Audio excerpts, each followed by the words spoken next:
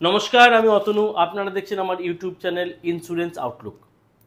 আজকে যে বিষয় নিয়ে কথা বলবো সেটি হচ্ছে প্রি এবং পোস্ট হসপিটালাইজেশন, মানে প্রি অ্যান্ড পোস্ট হসপিটালাইজেশনের বিষয়ে আমি আজকে কথা বলবো। প্রথমে বলি প্রি হসপিটালাইজেশনটা কি। প্রি হসপিটালাইজেশন হচ্ছে যখন কেউ হসপিটালে ভর্তি হয়, ভর্তি হওয়ার আগে যে ট্রিটমেন্টটা চলে সেটা হচ্ছে প্রি হসপিটালাইজেশন। প্রি হসপিটালাইজেশনে কী কী পাওয়া যায়? ডক্টর ফিস পাওয়া যায়, মেডিসিন বিল পাওয়া যায়, মেডিসিনের যে এক্সপেন্সেস হয় সেটা পাওয়া যাবে, এবং রিপোর্ট যদি কিছু করানো হয়, কোনো ল্যাব টেস্ট যদি করানো হয়, সেটা প্রি হসপিটালাইজেশন হিসেবে আপনি অ্যাপ্লাই করতে পারবেন। এবার হচ্ছে পোস্ট হসপিটালাইজেশনটা কি। পোস্ট হসপিটালাইজেশন হচ্ছে হসপিটাল থেকে ছাড়া পাওয়ার পর বা ডিসচার্জ হওয়ার পর যে ট্রিটমেন্টটা চলে সেটা হচ্ছে পোস্ট হসপিটালাইজেশন। এখানে কি কি পাওয়া যায়? এখানেও ডক্টর ফিস পাওয়া যায়, ল্যাব টেস্ট যদি কিছু ডক্টর সাজেস্ট করে সেটা পাওয়া যায়, এবং ফিজিওথেরাপি যদি সাজেস্ট করে সেটাও পাওয়া যায়।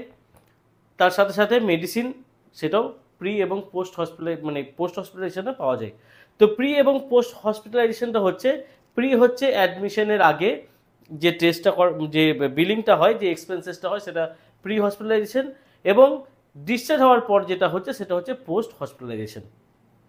যদি কেউ এমার্জেন্সি কোনো হসপিটালাইজেশন হয়, মানে দেখা গেল কোনো অ্যাক্সিডেন্টাল ইনজুরি হয়েছে, সেক্ষেত্রে সাধারণত প্রি হসপিটালাইজেশন থাকে না বা খুব কম থাকে, সেক্ষেত্রে পোস্ট হসপিটালাইজেশন বেশি থাকে।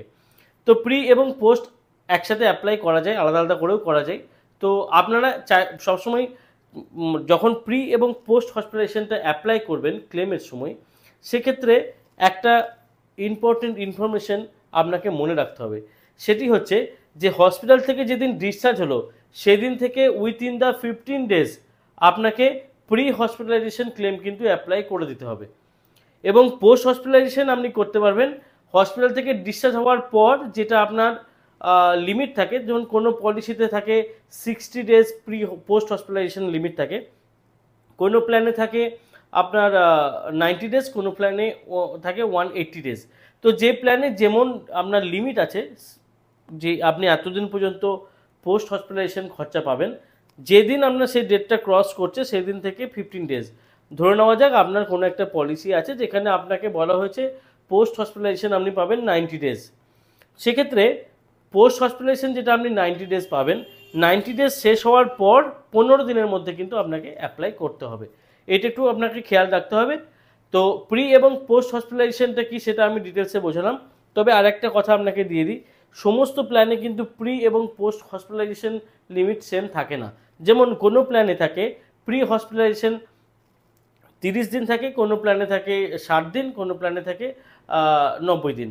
আবার পোস্ট হসপিটালাইজেশন কোনো প্ল্যানে থাকে 60 ডেজ মানে 60 দিন, কোনো প্ল্যানে 90 ডেজ মানে 90 দিন, এবং কোনো প্ল্যানে থাকে 180 ডেজ।